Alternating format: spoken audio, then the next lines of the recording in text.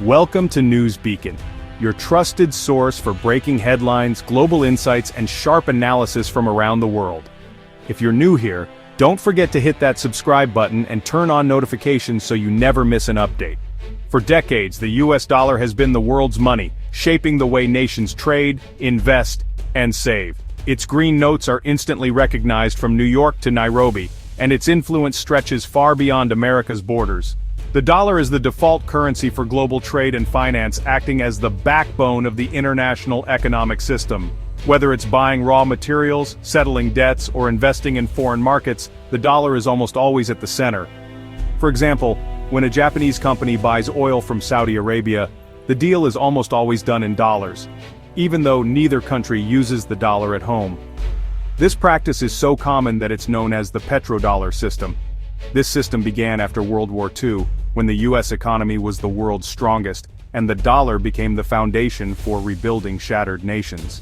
The Bretton Woods Agreement cemented the dollar's role, linking it to gold and making it the anchor of the global financial order.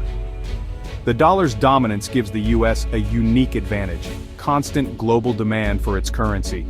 People and governments everywhere want dollars, whether for trade, savings, or investment, making it easier for the US to borrow and spend. This lets the US borrow cheaply and gives Washington powerful leverage, like imposing sanctions that can cut countries off from the global banking system. The US can influence international affairs simply by controlling access to its currency. As of 2022, the dollar was involved in 88% of all foreign currency trades, making it the most traded currency by far. Every day, trillions of dollars move through global markets, connecting economies and shaping financial decisions. It's also the main currency in central bank reserves worldwide, held as a symbol of stability and trust. Central banks rely on the dollar to back up their own currencies and to weather financial storms. This creates a self-reinforcing cycle. The more the dollar is used, the more attractive it becomes for others to use it too. But as the world changes, cracks are appearing in this system. Some countries worry their economies are too tied to US policy and politics. They fear that decisions made in Washington can ripple across the globe, affecting their own financial stability. If the US raises interest rates or imposes sanctions, the effects are felt worldwide, sometimes causing economic pain far from American shores. Now countries like China are asking, is there another way to do business? As the global economy evolves, the world is watching to see if the dollar's reign will continue, or if a new era is on the horizon. De-dollarization is the gradual process of countries using the US dollar less in their economies and international transactions. For decades, the US dollar has been the world's dominant reserve currency, used in everything from global trade to central bank reserves. But now, a growing number of nations are rethinking their reliance on the dollar, seeking to reduce their exposure to US financial influence and potential risks. Instead, they're turning to their own or other major currencies like the euro, yuan, or even regional alternatives to settle trade and store value. This shift is happening both in official government policy and in the private sector, as businesses and banks diversify their currency holdings. For countries like China and Russia, de-dollarization is a strategic move.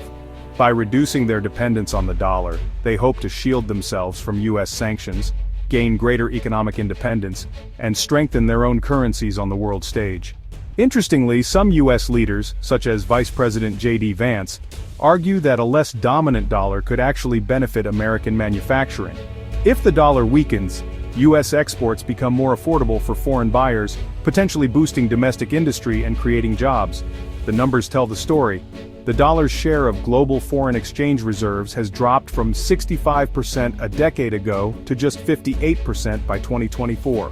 This decline signals a real shift in how countries manage their wealth and conduct international business. At the same time, foreign ownership of US government debt has also fallen. Countries are diversifying their investments, spreading risk across a wider range of assets and currencies. Imagine a small town where everyone once used tokens from a single factory. Now, other factories have started issuing their own tokens, and people are using a mix of them. This creates a parallel system where no single token dominates. That's what's happening globally. Countries are building new payment systems, signing trade agreements in local currencies, and developing digital platforms to bypass the dollar entirely. While no one is abandoning the dollar overnight, governments and financial institutions are preparing alternatives, ensuring they have options if the global landscape changes. The infrastructure for a multi-currency world is being built right now, from new financial networks to digital currencies and cross-border payment systems. This is the essence of de-dollarization, a world where the US dollar is no longer the only game in town, but one of many players in a rapidly evolving global economy. At the center of de-dollarization is BRICS, Brazil, Russia, India, China, and South Africa, now expanded to include the UAE, Iran, Egypt, Ethiopia, and Indonesia. This expansion marks a significant shift in global economic alliances, bringing together diverse economies from different regions. Together, they represent a huge share of the world's population, economy, and energy.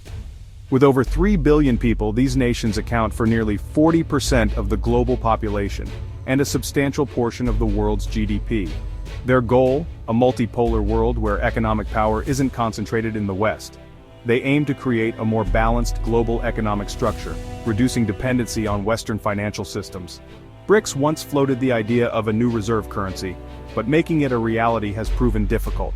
The complexities of aligning diverse economic policies and interests have been a major hurdle.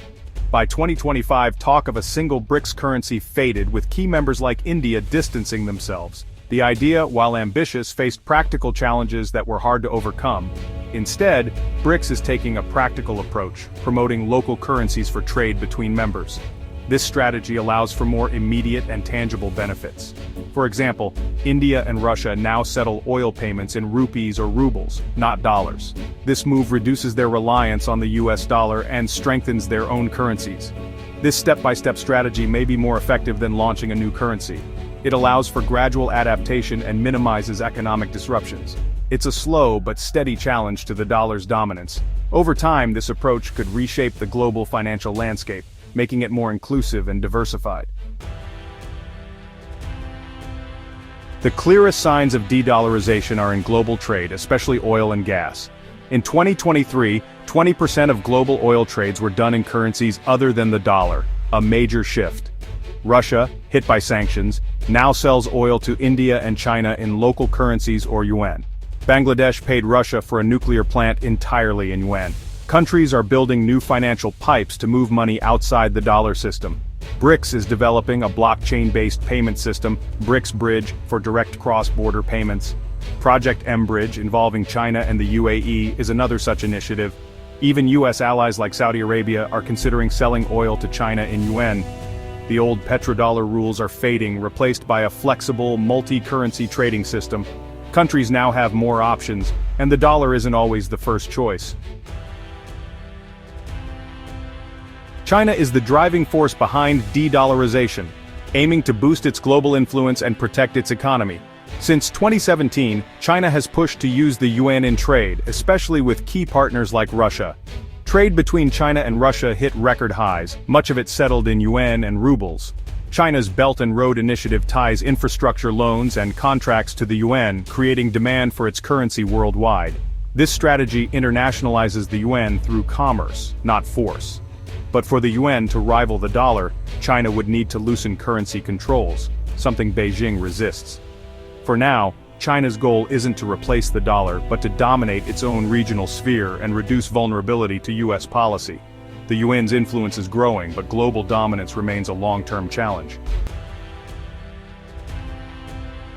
The dollar's dominance is now hotly debated in the US. Some in Washington, especially in the Trump administration, argue that a strong dollar hurts American manufacturing by making exports too expensive. They believe a weaker dollar could revive US industry and jobs. Traditional economists and Wall Street warn that weakening the dollar would raise borrowing costs and risk financial instability. This split creates unpredictable policy. One side wants to reduce the dollar's global role, the other, to protect it. Moves like taxing foreign holdings or limiting access to the Federal Reserve could backfire, accelerating the flight from the dollar. Such actions could create global monetary chaos and help China's yuan gain ground.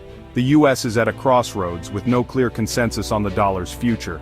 The debate is reshaping America's approach to global finance.